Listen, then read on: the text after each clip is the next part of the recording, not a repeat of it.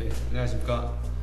이번 시간에는 지난 시간에 이어서 기체분자 운동론 2강 기체분자 운동론에 대해서 정리해 보도록 하겠습니다.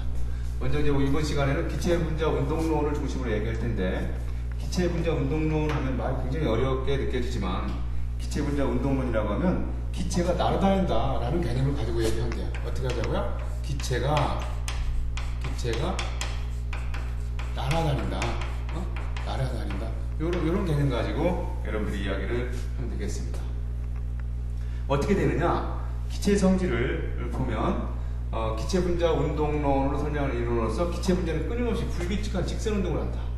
자, 지금 여기 이상기체가 있다고 생각해보죠. 여기 이상기체가 있습니다. 그리고 이상기체가 이렇게 어쨌든 뭐 이렇게 굉장히 불규칙하게 했는데, 이 불규칙하게 직선 운동한다 이런 얘기예요.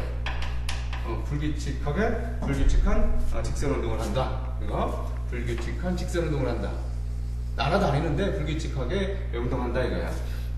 그 다음에 기체 분자끼리 충돌한 후나 기체 분자가 용기벽에 충돌한 후에 에너지 손실이 없다는 거, 완전 탄성 충돌을 한다는 얘기입니다. 에너지 손실이 없다. 그 다음에 세 번째는 기체 분자의 크기는 기체 부피에 비해서 매우 작음으로 무시한다. 자, 다시 기체 분자의 크기는 무시한다는 얘기예요. 무시한다. 인정하지 않는다는 겁니다. 다음 단어 보죠.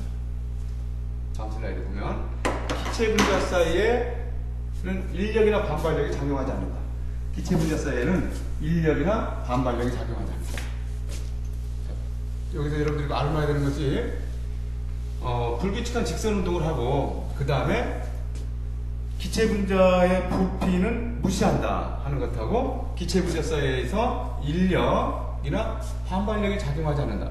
인력이나 반발력을 인정하지 않으니까 이 이상기체들은 상태 변화를 할 수가 없는 거예요.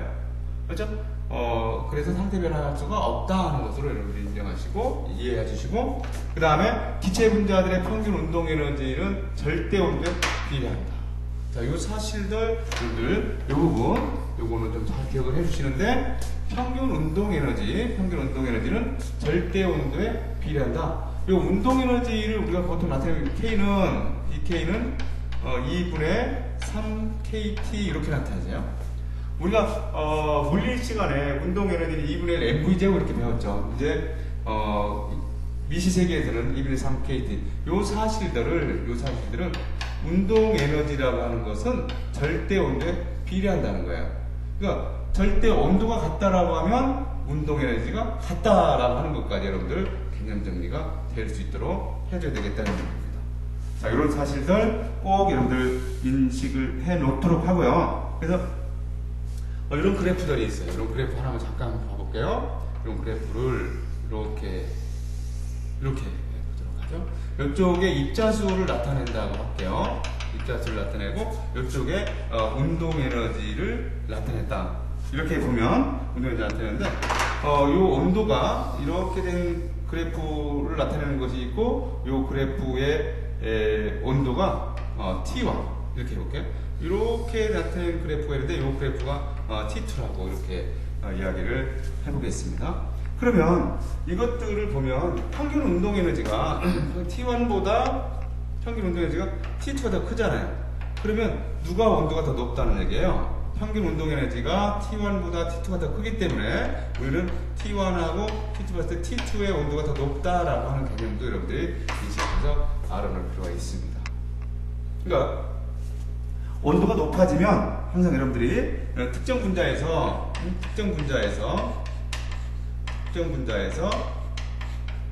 온도가 높아지면 그 입자들의 평균 운동 에너지가 커진다는 사실입니다. 온도가 높아지면 평균 운동 에너지가 커진다. 그래서 어떻게 된다고요? 속도가 증가한다는 사실을 여러분들 꼭 인식해서 가지게 돼요. 그래서 이상기체들은 온도가 높아지면 운동 에너지가 증가한다. 운동 에너지하고 절대 온도가 서로 비례한 관계에 있어서 속도가 커진다 하는 사실들을 여러분들 인식해 놓기 바라겠습니다.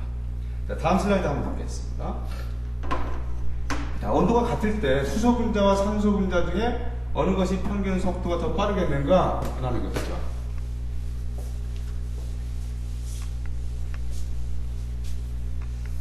자, 요거 잠깐 내용 정리 한번 해보도록 할게요. 여기에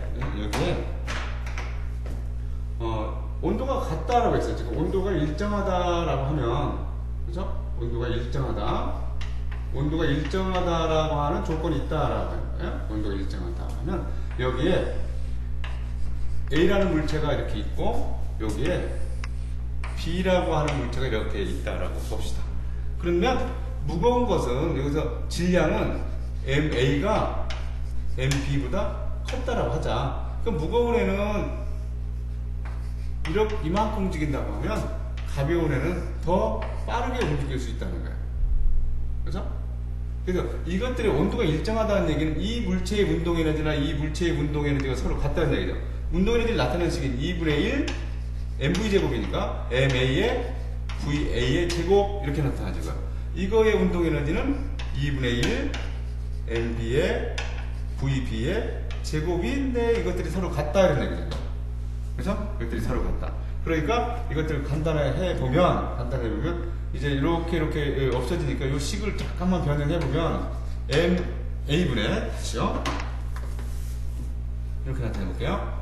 va의 제곱분의 vb의 제곱은 mb분의 ma 이렇게 곱한 것은 이렇게 곱한 것 같으니까 식변을 잠깐 이렇게 할 수가 있죠. 따라서 요 식은 이렇게 나타낼 수 있다는 거예요. 요 식은 va분의 vb는 루트 하기를 ma분의 mb. 그러니까 어떤 기체 분자들의 운동 속도는 분자량의 제곱근에 반비례한다. 이렇게 우리가 정리할 수가 있겠습니다. 근데 여기서 보면 뭐라고 했냐면 수소 분자와 산소 분자 중에 어느 것의 평균 운동 속도가 빠르겠느냐? 수소 분자라고 하는 것은 우리가 분자를 쓸 때 이렇게 쓰고 분자량이 2잖아요. 산소는 O2가 되고 분자량이 32가 되니까 당연히 이게 가벼우니까 이게 더 빨리 움직이겠죠. 수소 기체가 가벼우니까 더 빨리 움직이겠다는 얘기예요. 얼마큼 빠르냐까지 우리가 생각을 해보면, 그래서 수소 기체하고 산소 기체의 운동 속도를 비교해보면 루트 하기를 속도는 수소의 분자량이 여기서 지금 요 식이 잘못됐죠. 여기서 여기가 B가 돼야 되고 여기가 A가 돼야 되는 거예요. 그렇죠? 이렇게 분자량이 제곱근의 반비례하는 거니까 식이 나타내면 이렇게 됩니다. 그러니까 여기에 산소의 분자량, 그 다음에 여기에 수소의 분자량이 들어가야 되겠지. 이렇게 해보면 16분의 1이죠. 16분의 1에는 4분의 1. 그렇게 해보면 4분의 1. 따라서 수소하고 그 다음에 산소의 운동 속도를 비교해 본다라고 하면 수소가 4만큼 움직일 때 산소는 1만큼. 수소가 빨리 움직이는데 몇 배만큼 빨리 움직이느냐? 4배만큼 빨리 움직인다라고 이야기할 수 있다라고 합니다. 운동 속도가 누가 더 빠를까? 수소가 빠른데 몇 배만큼 빨라요? 4배만큼 빠르다. 이렇게 정리할 수 있습니다. 자, 알겠죠? 온도가 같으면 여러분들은 운동 에너지가 일정하다라고 하는 거예요. 그래서 분자량이 작은 것들이 더 빨리 움직일 수 있다라고 하는 것으로 여러분들이 정리를 해놓으면 되겠습니다. 다음 슬라이드 계속 보겠습니다. 자, 다음 슬라이드 보면 기체가 차지하는 공간, 이거 지우고 하죠. 기체가 차지하는 공간의 대부분은 비어 있다는 거예요. 이것을 기체 운동론과 기체 분자 운동론과 관련지어서 설명을 해보면 어떻게 되겠느냐 하는 얘기죠. 기체가 차지하는 공간에 기체의 부피를 인정하지 않는다 했었잖아요. 그렇죠? 인정하지 않는다. 그래서 공간에 대부분 비어 있다. 이것을 기체 분자 운동론과 관련지어 설명해봐라. 이런 얘기예요. 그러면 기체 분자 운동론에서 기체 분자 자체의 부피를 인정하지 않는다. 그렇죠? 기체 분자 자체의 부피는 기체 부피에서 작은 무시할 수 있다는 거야. 무시할 수 있다. 기체 분자 자체 부피를 무시할 수 있을 정도로 작다고 가정하고 있어요. 따라서 기체가 차지하는 공간의 대부분은 비어 있다. 그러니까 기체 분자 운동론이라고 하는 것은 기체가 날아다니는 것을 이야기하는 것이다라고 했잖아요. 불규칙한 직선 운동을 하고 충돌했을 때 완전 탄성 충돌을 한다. 그리고 기체 부피, 자체 부피는 무시할 수 있을 정도로 작다는 것하고, 그 다음에 기체 분자들의 인력과 반발력도 무시한다는 거예요. 인력과 반발력을 무시한다는 얘기는 인력을 인정하지 않기 때문에 상태 변화가 할 수 없다는 것들도 여기서 나오는 거고요. 그 다음에 중요하다고 지금 선생님이 얘기했죠. 기체의 운동 에너지는 절대 온도에 비례한다는 것. 그래서 절대 온도가 같다라고 하면 그것들의 운동 에너지도 같다라고 하는 것까지 여러분들이 정리를 해놔야 됩니다. 이제 자동차 타이어에 공기를 더 넣으면, 자, 너무나 당연한 얘기들인데 화학적으로 설명을 할 수 있도록 해보자는 얘기예요. 자동차 타이어에 공기를 더 넣으면 타이어 속 기체의 압력이 어떻게 변할지 기체 분자 운동론으로 설명해라. 그러니까 타이어에다가 공기를 더 넣으면 타이어 속의 공기 압력은 더 커지는 것은 너무나 당연한 얘기잖아요. 그죠? 근데 왜 커지냐 안 하냐고 했을 때 기체 분자 운동론으로 설명해봐라는 얘기야. 기체 분자 운동론으로 설명해봐라 라고 했을 때 온도와 부피가 일정할 때 압력이 커지는 건 우리가 당연하게 알아요. 온도와 부피가 일정할 때, 온도도 일정하고 부피가 일정할 때 타이어의 압력은 타이어에 넣어진 공기의 입자수에 비례한다. 그죠? 공기의 입자수에 비례한다. 입자수가 많아지면 압력이 더 커지기 때문에 그렇겠죠? 타이어 벽에 단위 면적장 충돌하는 기체 입자수가 많아지므로 타이어의 공기압은 증가하는 거죠. 이렇게 설명해주면 된다는 얘기예요. 이것들, 그러니까 기체 분자 운동론으로 설명하라라고 했을 때 우리가 굉장히 어렵게 느껴지지만 기체 분자 운동론이라고 했을 때 입자수가 많아지면 타이어 벽면을 밀어내는 기체 분자들도 많아질 것이고, 그러니까 압력이 커지기 때문에 우리가 공기압이 커져서 팽팽해진다 이렇게 설명할 수 있다는 얘기예요. 어려운 얘기 아닙니다. 그러니까 여러분들이 기체 분자 운동론이라고 하는 것들은 기체가 날아다니는데 불규칙한 직선 운동한다 하는 거, 충돌에도 에너지를 잃지 않는 완전 탄성 충돌을 한다. 그리고 기체 부피, 자체 부피는 너무 작기 때문에 무시한다. 기체들의 인력과 반발력도 무시한다. 이런 얘기입니다. 인력과 반발력 무시한다. 이런 것들이 기체 분자 운동론이니까 여기서는 타이어에 공기를 더 넣으면 타이어가 팽팽해지는데 왜 팽팽해지니? 입자수가 많아진다. 입자수가 많아지면 타이어의 다른 면적당 미는 힘도 커지기 때문에 공기압이 증가했다 라고 설명을 하면 되겠다는 얘기입니다. 그렇죠? 여러분들이 몇 번 읽어서 기체 분자 운동론으로 생각을 할 수 있도록 해봐야 되겠습니다. 그 다음에 기체 분자 운동론과 압력이 있는데, 기체 분자가 운동하면서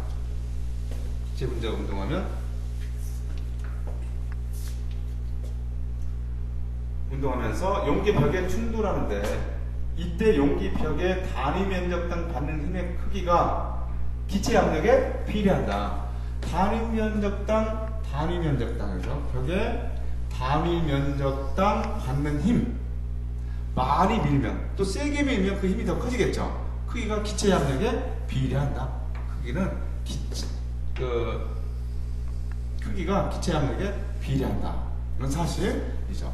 그러니까 여기를 미는 힘을 이 입자들이 많이서 민다거나 또는 더 세게 민다라고 하면 압력은 커진다라는 거죠. 압력이 커진다라고 하는 것을 이야기하는 거예요. 그래서 기체 분자 운동론에서 다리 면적에 충돌하는 분자수가 많을수록, 기체 분자수가 많을수록 기체 압력은 커진다.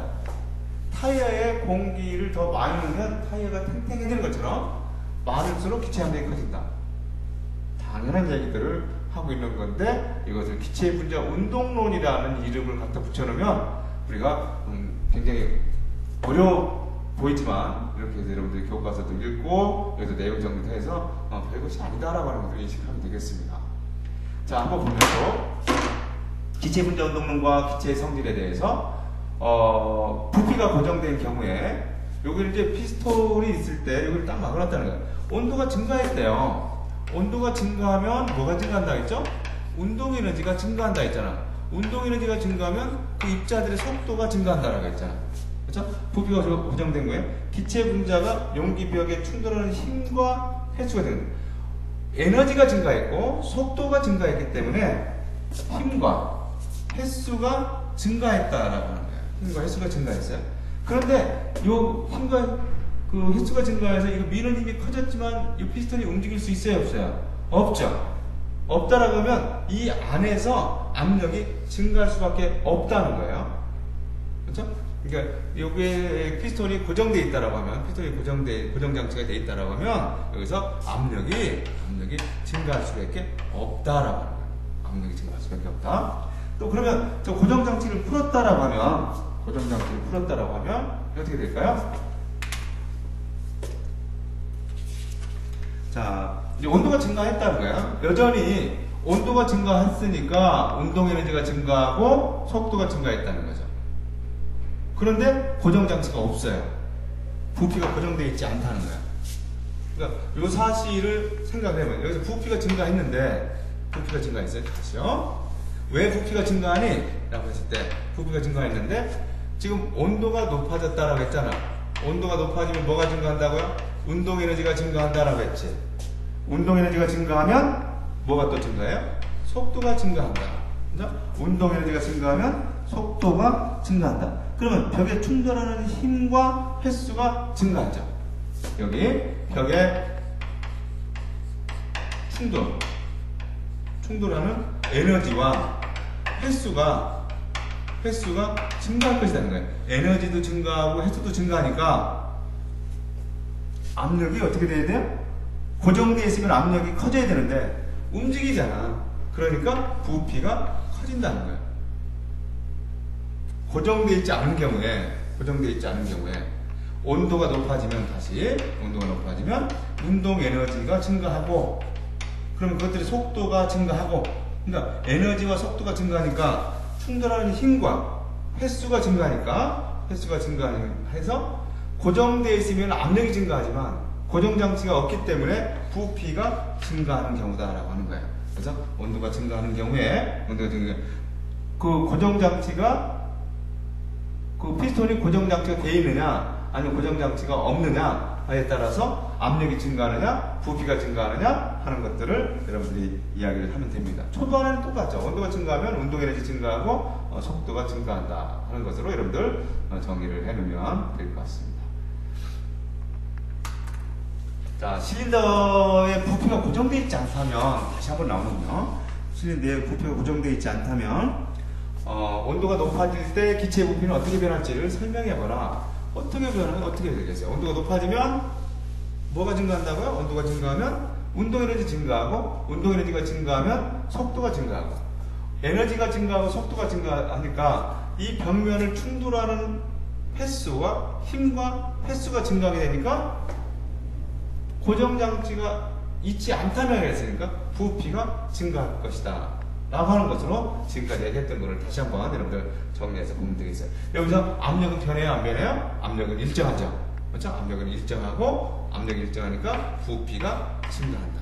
근데 이 부피가 증가하는 이유를 기체 분자 운동론으로 설명하라 이렇게 얘기했을 때는 온도가 증가하면 운동 에너지가 증가하고 운동 에너지가 증가해서 속도가 증가하고 그러니까 에너지도 증가하고 속도도 증가했기 때문에 그 입자들이 요 벽면을 미는 힘도 증가하고 횟수도 증가하기 때문에 부피가 커졌다는 거야.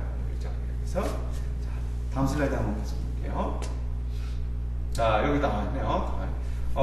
용기의 부피가 고정되어 있지 않은 경우에 온도가 높아지면 용기 속에 기체 분자의 평균 운동 속도가 빨라져서 용기벽에 충돌하는 힘과 횟수가 증가해서 피스톤의 위로 밀려난다. 따라서 용기 속 기체의 부피가 증가한다.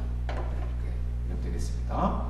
여러분들 이제 온도가 높아지면 왜 부피가 증가하고 왜 압력이 높아지는지를 설명할 수 있으면 아주 훌륭하게 정리를 한 겁니다. 기체 분자 운동으로 설명하라라고 했을 때 온도가 높아지면 운동 에너지 증가하고 속도 증가한다는 거. 그래서 벽면을 미는 입자들이 미는 에너지와 힘과 횟수가 증가하기 때문에 고정되어 있다고 하면 압력이 증가하는 것이고 고정장치가 없다라고 하면 부피가 증가한다는 것으로 여러분들 정리하면 되겠습니다. 자, 이렇게 되죠. 부피가 증가했다라고 하는 거예요. 자, 그 다음에 압력과 기체의 부피의 관계. 그러면 외부 압력이 증가하면 이제 외부 압력이 증가할 때 눌렀다는 거죠. 그러면 외부 압력이 증가하면 용기의 부피가 감소하고 용기의 부피가 감소하면 기체 분자의 충돌 횟수가 증가하죠. 온도가 일정하기 때문에 이것들의 운동 에너지도 어때야 돼요? 운동 에너지 일정한 거야. 온도가 일정하면 그 속도도 어때? 온도가 일정하면 이거 속도도 일정한 겁니다.